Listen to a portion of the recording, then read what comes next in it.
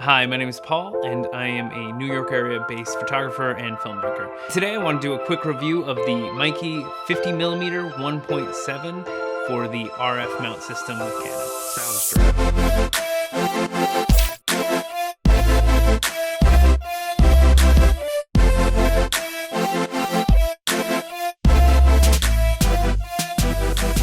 So a couple weeks ago I was contacted by Meike to do a quick review of this lens. This lens is pretty new. The RF mount is quite new too. So this is a manual lens, manual aperture and manual focus. And I was excited to get this lens and try it out. And the first thing I noticed right when I took it out of the box was the weight. It's a pretty hefty little lens and the build quality just feels amazing. And the second thing I noticed when I put it on the R was how much I loved how close it is to the body. It's compact, and I just imagined right away when I put it on, the first thing was I could take this lens out for shooting, just casually, just toss it in my bag and not have to carry around big lens adapter, which is about almost an inch plus any other lens. This is just an easy one. Put it on and then you're good to go. Focus ring is really smooth. When you move it, it has a little resistance, and so it's not a quick movement, and you could get very precise, which is so important when you use manual lenses. When I was 12 or 13, I got my first camera. It was the Canon AE1, and it had all manual glass. It was manual everything.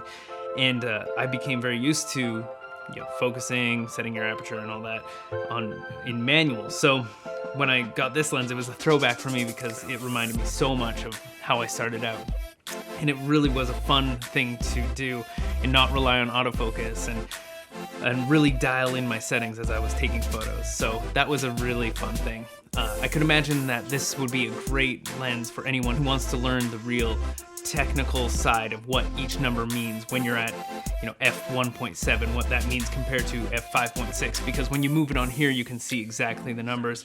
And also, if you take the lens off, you can really see it there too. So it gives good reference to what you're experiencing by settings and how to really set it up correctly. So that was one thing I really thought was neat.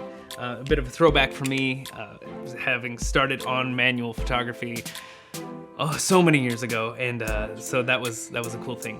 The aperture ring is very smooth. It's declicked, and for me, I shoot a lot of video, and I love the feel of that. Having the ability to switch your aperture really smoothly in real time if I want to do a move from a darker area into a lighter area and open the aperture up a bit. That's a pretty neat thing that you don't get with lenses that are fully automatic with aperture. So just another neat thing, and once again, it was just a throwback for me and kind of a neat feature of a manual lens. And manual lenses are a lot of fun.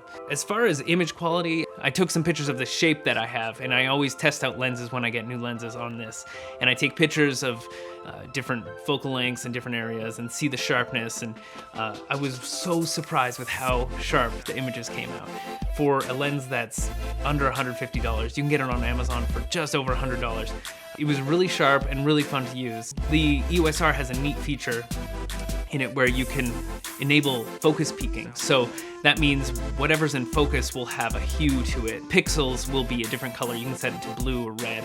And it was a really great function for using the camera in manual mode, because you were able to see highlighted what's in focus. So that made manual focusing a lot easier. I like to set my focal length, and then instead of turning, once you're in a place, find where you want to be, and I wanted to get in real close to the orb. I set my focus, and then I just lean in and find the focus button and then compose from there.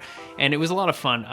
I found my tests, which are just general eye tests, they're nothing technical, but I found that the images looked great. The bokeh was amazing and beautiful, very smooth, and I was really surprised for a lens this affordable that the quality would be that high.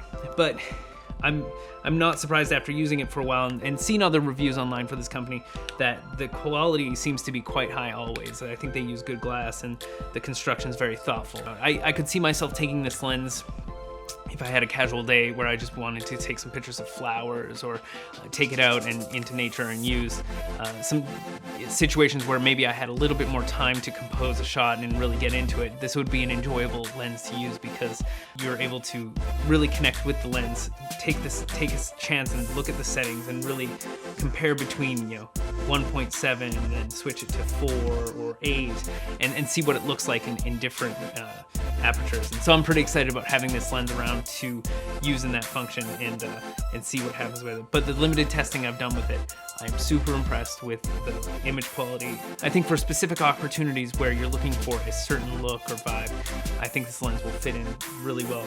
Also, I'm really excited about not having to adapt a lens and it just goes straight onto the body, and it's, as you can see here, wants to get into focus. As you can see here, it's pretty close to the body, so it's just makes this mirrorless system feel like a mirrorless. I've felt with the EOS R, adapting lenses just makes it feel like another DSLR, like my Canon 5D Mark IV or any other DSLR where it's big, but this kind of gave me a little scope into the mirrorless world and getting that smaller lens. And I think it should be interesting to see if more lenses like this are developed that are smaller, because it would make this system even more enjoyable to use, just being able to have a quick little camera to take some pictures and use on the fly. The lens also comes with a lens hood, and it goes pretty easily on to the front of it. It goes on the front, and so that's a nice thing to have. Again, for a lens that's so affordable, for them to throw in a lens hood that doesn't cost you anything extra, it's pretty nice. Some Canon lenses that you buy now, it's an extra $50, $60 for a lens hood that doesn't come with the camera, which is unbelievable. So good on you, Mikey, for sending that with the lens. I think that's pretty cool. So who is this lens for? A thought I had after using it was this lens would be a perfect instruction lens for anyone who's learning how to pick settings and experience digital photography, because I think there's a connection between the art of it by picking your settings like in manual mode, just like I did it with my Canon AE1 so many years ago. And so the first group of people I'd say this would be for were people who are getting into photography and wanting to learn about what aperture means and what focal plane, where that leads to, because you can see right here it shows you the length and where you're at. And so I think that's a neat experience to have, is to actually feel the settings like that. So if you're just starting off in photography and you have an RF camera, this would be an amazing lens to get. The second group of people that I would suggest this lens for would be people who want something compact and easy to kind of just pop on the camera and take out. It's so nice. I just love how it looks, and it really does show how big the RF mount is, though. It's beefy. And another group of people that I think would benefit from this lens would be people that are just getting into the RF system. So if you buy an EOS R or an RP, native RF glass is so expensive right now. It's brand new, so there's not a lot of options. So this is a great option to have a native RF lens to just pop on, and you don't have to adapt, and it's just pretty close to the body. So I would say that that's a great opportunity too. You can't go wrong with a lens that's just over $100. It takes really nice images that I think people will enjoy making with this lens. So the RF system, I've loved it so far. I love the feel of the camera. It's been awesome. And I'm excited to use this manual lens because I think it will allow me to use my creativity in a different way and have maybe a bit more of a connection with the photos that I'm taking. Just in my test shots, I was playing around with it for a bit, and I enjoyed experiencing creating the picture, not just pressing, seeing where the focus is or setting the focus and taking the picture. It's actually finding the focus and working for it. I think there's something to be said for taking a moment in creating that art, finding the focus, creating the picture, and really digging out the image that you wanted to create. I like to think of what I want to capture with a picture and then use my camera as a tool to create it. And I find sometimes with everything being digital, from autofocus to image stabilization, it kind of takes away some of those error moments. But those error moments are the things that teach you about photography or video, and they allow you to learn and make mistakes and then come back and try something new. So it's not a lens you have to fight with a ton to get great pictures. You do have to experience it a bit and use the settings to your advantage to make it work. So I highly suggest, if you have an RF camera, check out this lens. It's a great little prime to throw in your camera, take some great pictures with, make a couple quick videos, and enjoy for sure. So I would highly suggest you pick it up. It's a pretty big win because of its cost. Its build quality is pretty great, and after having it for the last week or so, it's definitely been a treat. So I hope you'll pick it up, check it out. I'll put a link below in the description to the lens on Amazon, and I'd say pick it up, give it a go, and enjoy, because I definitely have. Thanks.